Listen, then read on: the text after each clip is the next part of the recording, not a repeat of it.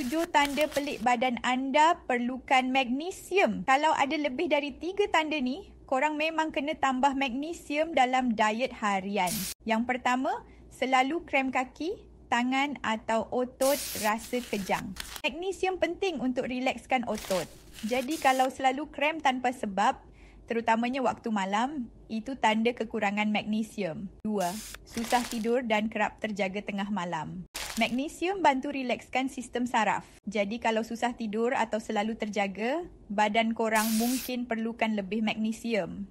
3. Rasa cemas, stres dan mood tak stabil. Magnesium bantu kawal hormon stres dan serotonin, hormon happy. Jadi kalau cepat panik, mudah serabut, magnesium boleh bantu stabilkan emosi. 4. Jantung berdebar-debar. Walaupun tak buat apa-apa, magnesium sangat penting untuk denyutan jantung yang normal.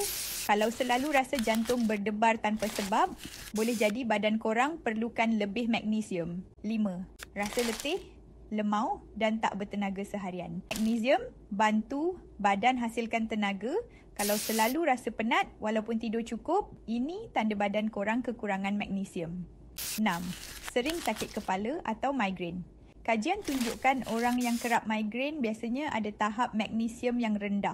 Sebab tu, pengambilan magnesium boleh bantu kurangkan kekerapan migrain. 7. Susah nak lawas, sembelit. Magnesium bantu melembutkan najis dan melancarkan sistem pencernaan. Jadi kalau susah nak lawas, boleh jadi magnesium dalam badan tak cukup. Kalau ada 3 tanda atau lebih, badan korang memang perlukan lebih magnesium. Jangan tunggu sampai makin teruk. Minum FRT setiap hari untuk kesihatan badan dan minda yang lebih baik. Komen saya nak FRT. Kalau korang pun nak try.